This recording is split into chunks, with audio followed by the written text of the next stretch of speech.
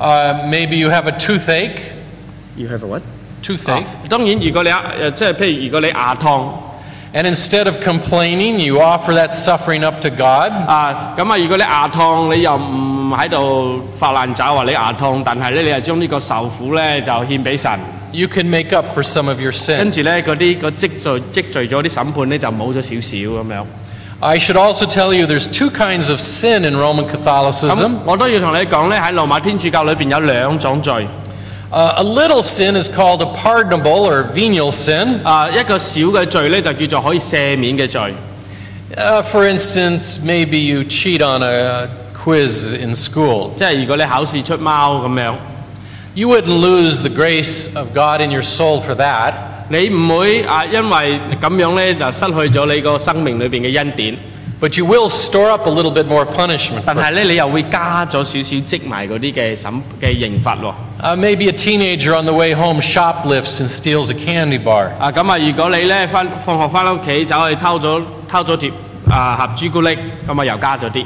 Or he's angry with his sister and hits her. 如果你同你阿妹嗌交，咪打咗佢一錘，又加啲。And speaks back to his father. 或者咧你同你老豆駁嘴，又再加啲。None of these things would remove sanctifying grace from his soul. 呢啲嘢咧就唔會將你生命裏邊嗰啲成聖恩典嚟到去攞走嘅。For the second kind of sin is called mortal sin. 第二種嘅罪咧叫做致死嘅罪。It has to meet three requirements.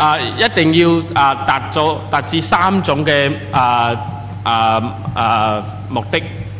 It has to be a big or serious sin. 一定要係大或者係嚴重嘅罪。You have to know that it's a serious sin. 你又要知道係一個嚴重嘅罪。And you have to do it defiantly or willingly. 你一定要係特登走去犯嘅。Now, a mortal sin removes all sanctifying grace in your soul. 致死嘅罪將你生命裏邊嘅恩典全部失去啦。And your soul becomes marked with sin. 所以你嘅生命又再充滿罪啦。And if you die before you confess that to God, you will go to hell. 如果你死之前都未去懺悔咧，咁你就落地獄噶啦。I should tell you something else. 我再話多啲嘢俾你知。What happens if you don't pay for all your sin on earth? 如果你喺地上面嘅時候，你唔為你嗰啲罪嚟到去受刑罰，咁點咧？ Well, the church has a solution for that. 天主教都有一個解決嘅方法。It has a place called purgatory. 佢就有一個地方叫做煉獄啦。Purgatory is a place somewhere between heaven and hell. 佢就話煉獄咧係喺天堂同地獄之間。Where you suffer the torment of fire. 你喺嗰度被火嚟到去煎熬。Until all your punishment is made up for. 直至到咧你應該受刑罰咧，嗰啲刑罰咧係全部刑罰晒啦。And then, if you died in a state of grace, 咁當然嗰個時候，如果你喺恩典裏邊咁樣死去嘅話咧， you'll go to heaven. 你就可以去天堂啦。However, if you died in a state of sin, 當然如果你喺罪惡嘅狀態嘅時候死咧， you don't get a second chance in purgatory. You go straight to hell. 你都唔需要再經過煉獄啦，直達地獄。Again, not even the Pope knows if he's going to heaven. 你知唔知啊？甚至教皇都唔知道自己上唔上到天堂嘅。Because even the Pope could commit a mortal sin and die and go to hell. 就算呢個教皇都可以犯致死嘅罪，跟住落地獄嘅。And not even the Pope is sure that he's going to go straight to heaven if he dies in a state of grace. 就算教皇都唔知道咧，佢如果喺恩典裏邊死嘅話咧，佢會唔會直接去天堂？ And that is why, as I told you last night, the new Pope must pray for the soul of the dead Pope who may be suffering in purgatory for his sins. 所以咧，琴晚我就話俾你哋知，一個新嘅教皇咧，要咧為嗰個死去嘅教皇祈禱，因為如果佢仲喺煉獄嘅時候咧，佢可能仲係受緊煎熬咁樣嘅。Does this sound very unusual to you? 呢個係咪好唔正常啊？ You're saying, I've never seen anything like this in the Bible. 你話我喺聖經裏邊從來都未係咁睇過嘅。That's because it's not in the Bible. 因為聖經裏邊真係冇咁寫啊嘛。This is the Roman Catholic concept of salvation. 呢個就係羅馬天主教嘅救恩嘅觀點啦。Let me give you a couple more definitions so you can understand it more precisely. 如果俾你理解得更加明確啲咧，我將幾個定義話俾你知。Let's go back to the infant who is born with original sin on his soul. 我哋去翻個 BB 仔出世嘅時候就有原罪喺裏邊啦。As I told you, this is removed in the sacrament or the ritual of baptism. 咁咧我話咗俾你知啦，呢個咧喺呢個洗禮嘅時候咧就會除去啦。The sin is removed. 個罪咧就倒咗啦。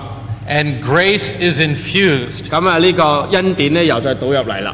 This is what the Roman Catholic Church calls justification. 呢個就係羅馬天主教所講嘅稱義啦。